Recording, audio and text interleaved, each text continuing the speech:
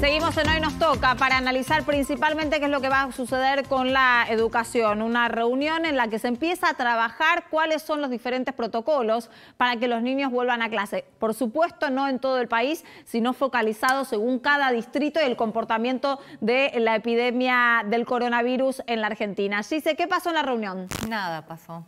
¿Cómo que no les pasó tenga nada? que decir eso? No pasó nada. ¿Presentó Trota un protocolo, algo? ¿Cómo que no pasó nada? Se reunió Trota vía Zoom con los 24 ministros de educación de las provincias, incluidas la Ciudad de Buenos Aires. La idea era, ¿no?, ver de qué manera podían volver de manera presencial los chicos para poder revincularse con la escuela. Si no era para tomar las clases académicas, porque los gremios se niegan sistemáticamente a dar clases de manera presencial, la idea era encontrar una vuelta para que los chicos puedan volver, no todos, pero al menos los que se quedaron afuera del sistema, que es lo que proponía la Ciudad de Buenos Aires para que vuelvan a tener clases presenciales, para que vuelvan y tengan algún tipo de vinculación artística, creativa, deportiva, sin los docentes, por supuesto, pero que vuelvan a ver a sus compañeros, que puedan hacer un club. Sí, bueno, en la misma escuela, buscar algún tipo de club. Se había llegado a un acuerdo con la doctora Gentile, que es una de las asesoras del gobierno, ¿no?, de los epidemiólogos, Ángela Gentile, para que se elabore una suerte de indicadores epidemiológicos efectivos, le dijo ella, que consista como una suerte de regla para saber, bueno, por ejemplo, qué distrito estaba habilitado y cuál no, en base a ocupación de las camas, progresión de los contagios, bueno, una serie de indicadores. La doctora Gentile, cuando la tuvimos en el programa, especificó que estaban siguiendo varios modelos de protocolos escolares en el mundo y que de ahí se estaba elaborando uno más bien adecuado a lo que sería la Argentina. Claro, bueno, ella hace esta propuesta, se acepta, la idea es que, digamos, se vean estos indicadores y que después quede en cada gobernador o en cada intendente la decisión de abrir o no. ¿Qué pasó? ¿Por qué no pasó nada? Porque no presentaron esos índices epidemiológicos.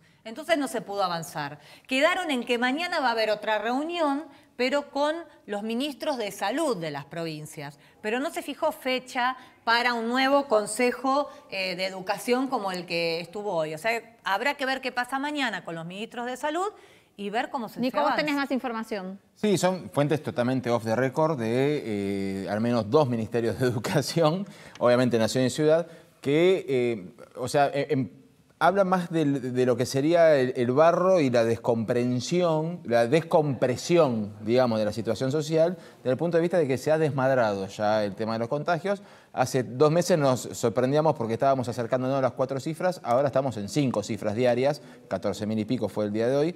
Entonces no creen, en base a esos indicadores que marcaba Gise, no creen que esos indicadores vayan a modificarse demasiado si se vuelven a las aulas o no. Y uno de los modelos que han buscado para ver cómo es que volvieron a clases es el de España, que se desmadró de vuelta, están con números tremendos, sí, y las clases terminaron volviendo. Pero se siguen fijando en 2 prioridades. Los que tienen que terminar la secundaria, porque tienen que empezar la universidad el año que viene y no han tenido clases este año. Vamos a analizar todo este tema con Melina Furman, es doctora en educación, investigadora del CONICET y también profesora de la Universidad de San Andrés. Melina, buenas noches, gracias por atendernos. ¿Qué tal? Muy buenas noches. Qué año complejo para la educación, ¿no? ¿Cómo podemos empezar a tener diferentes perspectivas en medio de la pandemia? Porque va a haber que seguir conviviendo con esto hasta que aparezca la vacuna. Totalmente, para la vacuna falta, para volver a la escuela plena falta, pero lo que está pasando es que día a día se amplía la brecha educativa, la inequidad que ya teníamos, ¿no? Porque realmente hay muchos chicos y chicas desconectados de la escuela porque no tienen conectividad, porque en sus casas no los pueden acompañar por montones de razones, y entonces lo que se está generando es una heterogeneidad enorme en qué está pasando con el aprendizaje de los chicos, algunos chicos que pudieron sostener la escuela a distancia y muchos otros que no, y lo otro enorme es el impacto emocional en los chicos desde chiquitos hasta los adolescentes, ¿no? ¿Qué le pasa a los chicos con tantos meses de no poder estar con sus pares en la escuela? Por eso yo creo que cualquier iniciativa que obviamente con protocolos sanitarios adecuados, en condiciones seguras, pero que busque algún tipo de encuentro presencial entre los chicos es tan importante de acá hasta fin de año. ¿Se arranca tarde en algún punto? Porque faltan 2 meses para que termine el año, 3, si querés agregar diciembre, pero...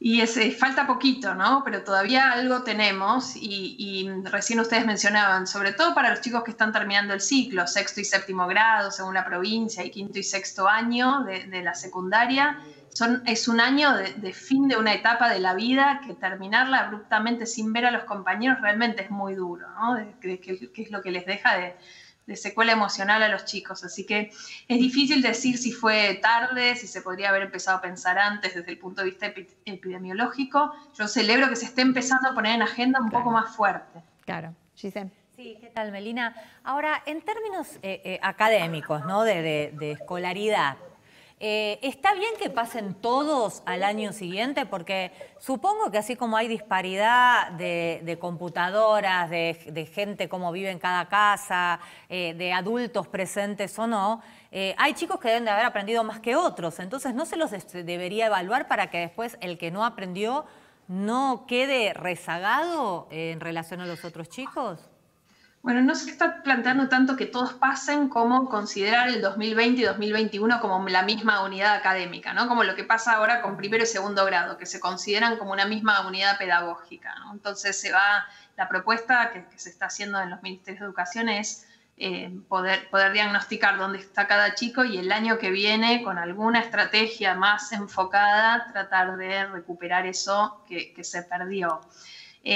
Sobre todo porque además la otra alternativa, que es la repitencia, está más que demostrado que realmente no sirve para recuperar aprendizajes. Entonces hacer que chicos repitan sería un despropósito, no solo una injusticia social, sino realmente no funcionaría. Entonces creo que dentro de todas las posibilidades, esta idea de tomar el 2021 como parte del 2020, ¿no?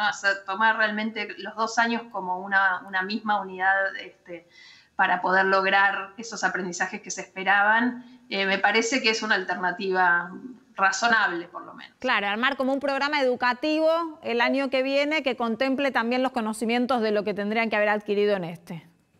Totalmente, y evaluar a dónde se llegó este año y quiénes sí, quiénes más o menos, quiénes no tanto, para después ver, bueno, a qué chicos va a haber que acompañar con redoblados esfuerzos, ¿no? Hay programas, no es que hay que inventar la rueda, hay programas interesantes que se venían haciendo para chicos que habían quedado desescolarizados, que se llaman, por ejemplo, los programas de aceleración, ¿no? Donde se busca, bueno, qué es lo esencial que no se pueden haber perdido de 2º grado, de 4º, de secundaria, y cuáles son las estrategias para trabajar como con foco muy, muy fuerte en eso que no puede, lo irrenunciable, te diría. Sí, Nico. Ahora, doctora, recién usted marcaba el tema del factor emocional, ¿no? Y hay cosas que uno cuando habla de la educación ni las mencionamos. Este año no hubo viaje de egresados, algo que para todos nosotros fue algo absolutamente normal y que esperamos toda la vida hasta los 17, 18 años para irnos de viaje de egresados. Pero lo cierto es que más allá de lo emocional, hay un factor universitario. Los chicos que no pueden terminar 5º año o 6º en el caso de los industriales, ¿cómo hacen para compensar eso y en qué momento podrían arrancar la universidad? Bueno, se empezó a hablar de hacer algún tipo de evaluación más de saberes, de acreditar sí o no a los que terminan. De eso se empezó a hablar ahora, hoy, en estos días, empezó como a surgir esta idea de, bueno, los que terminan la secundaria, que haya algún tipo de evaluación antes de poder decir, bueno, egresaron. También se empezó a hablar de que haya algún tipo de trabajo compensatorio en febrero, en marzo, en abril. Así que creo que todavía está por decidirse, pero sí, como vos decís, ¿no? Decir, termina más allá de lo emocional, que es enorme, y de esta sensación de etapa truncada de la vida que no cerró, de la adolescencia, también hay ciertos requisitos para entrar a la universidad. Así que yo entiendo, y por lo menos lo que vengo escuchando y se viene discutiendo, es que va a haber algún tipo de evaluación para los que terminan la secundaria, para decir, bueno, terminaste 6º año o 5º año. Facu. Sí, Melina, me pregunto qué dejó de bueno toda esta situación, sobre todo pensando en la metodología quizás de enseñanza, si había procesos que se aceleraron o si incluso surgieron nuevas maneras de educar a partir de lo que vivimos en todo el mundo, no solo en la Argentina, este último año. Creo que es una pregunta excelente y es difícil encontrar lo bueno, pero hay algunas cosas interesantes que nos ayudan a pensar en un cambio educativo más profundo que se venía pidiendo hace rato.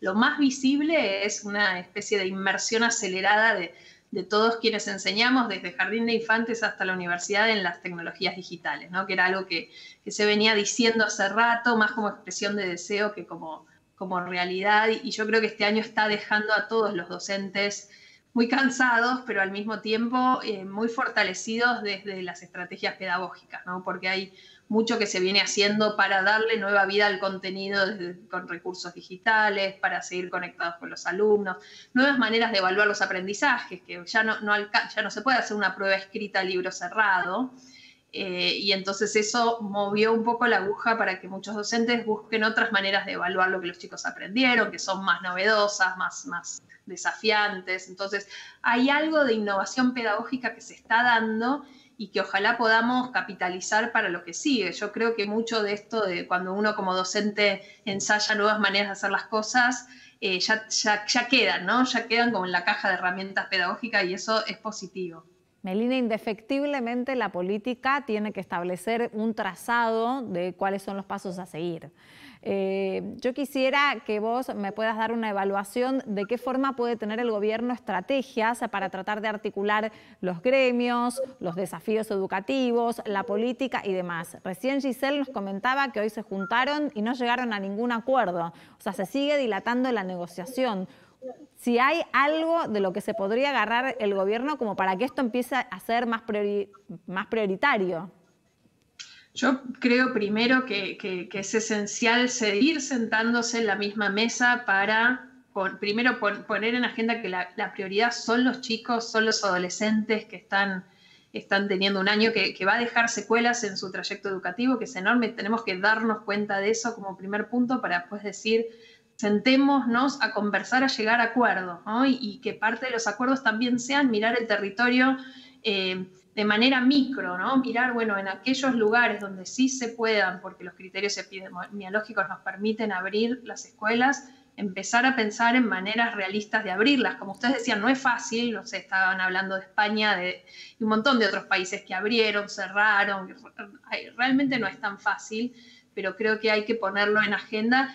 Y dado, creo, la conflictividad del sistema de nuestro país de hace rato, no hay otra chance que sentarse en la mesa con los distintos actores y llegar a una solución juntos, ¿no? Porque si el gobierno va por un lado, los gremios van por el otro, vamos a no lograr abrir las escuelas y que esas escuelas enseñen y todo lo que necesitamos para que los chicos vuelvan a recuperar algo de lo perdido. Nico. Doctora, vuelvo a pararme sobre el principio, sobre la cuestión emocional, y le sumo las distintas encuestas que fueron apareciendo en las últimas semanas sobre el impacto psicológico y emocional en los chicos, la sensación de angustia, depresión, lejanía de sus compañeros. Y me pregunto si no es hora que, en caso de que exista, corríjame, que desde los distintos ministerios se evalúen formas también de no sé, de terapia colectiva, terapia grupal, de sumar profesionales de la salud psicológica como para ver de qué forma logran compensar estos índices que no son para nada alentadores fuera de lo educativo, pero dentro del contexto escolar.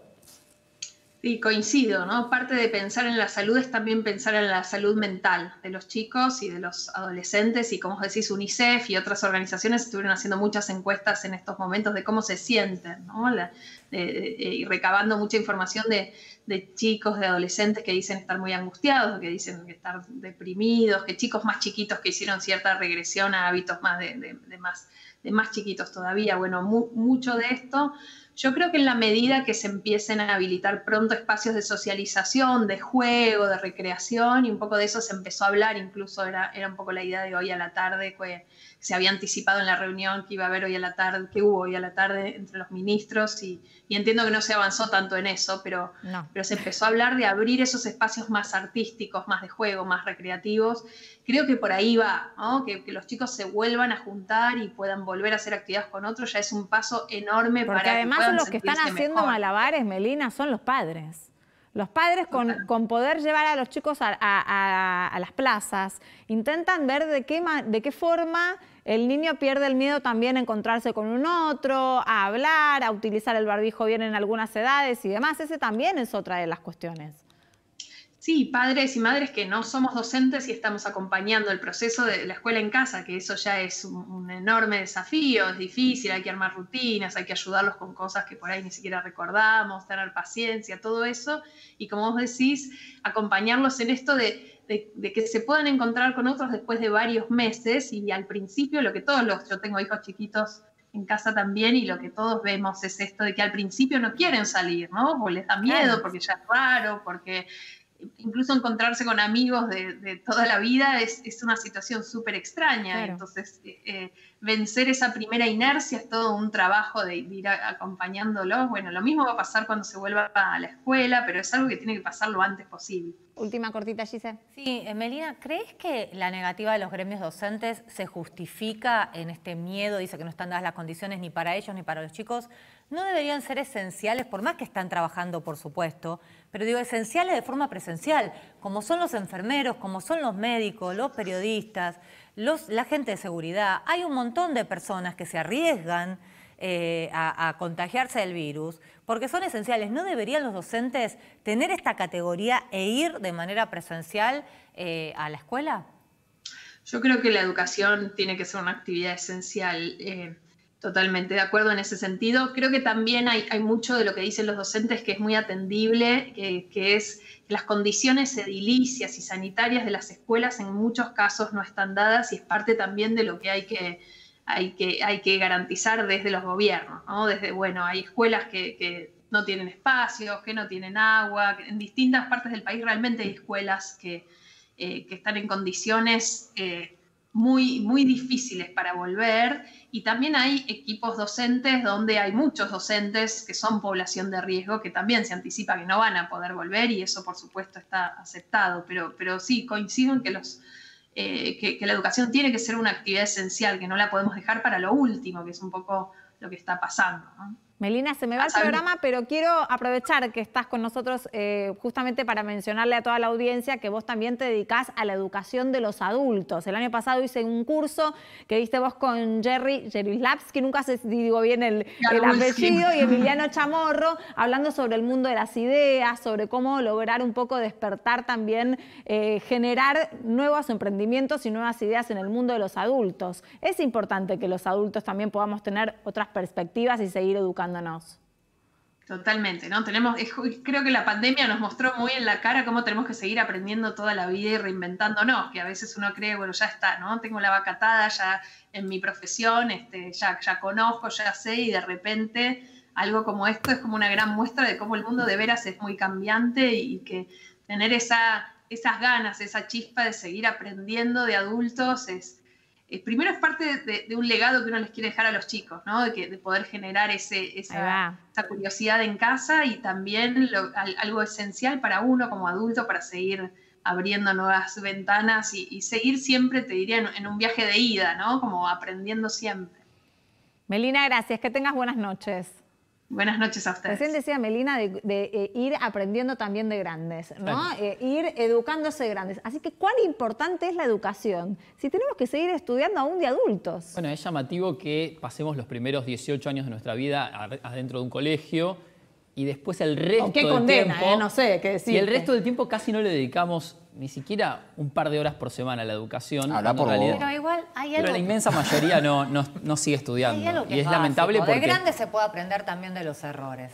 Y el problema que tenemos los argentinos, sobre todo los gobiernos, es que vivimos repitiendo los mismos errores. O sea, no se aprende de eso, se vuelve a repetir el mismo camino, sea económico, político. Y por eso los argentinos estamos como estamos. Hay algo ahí que no hace Pero conexión. Eso es porque justamente uno no cambia de perspectivas aprendiendo nuevas cosas. Una de las cosas que se plantea cuando uno hace de grande diferentes cursos sobre ideas y conocimientos y cómo aprender, te enseñan a ver, bueno, el problema que tenés, ¿cómo lo podés resolver distinto a lo que lo resolviste la vez anterior? Esas perspectivas y esas miradas hay que enseñarlas. Es parte de la nueva educación y del desafío educativo del nuevo siglo. No sé si a alguien le quedó algo pendiente. A mí lo que me preocupa son las distintas brechas, más allá de las cuestiones de los que quedaron fuera del sistema, y que ya se habla de una deserción escolar brutal.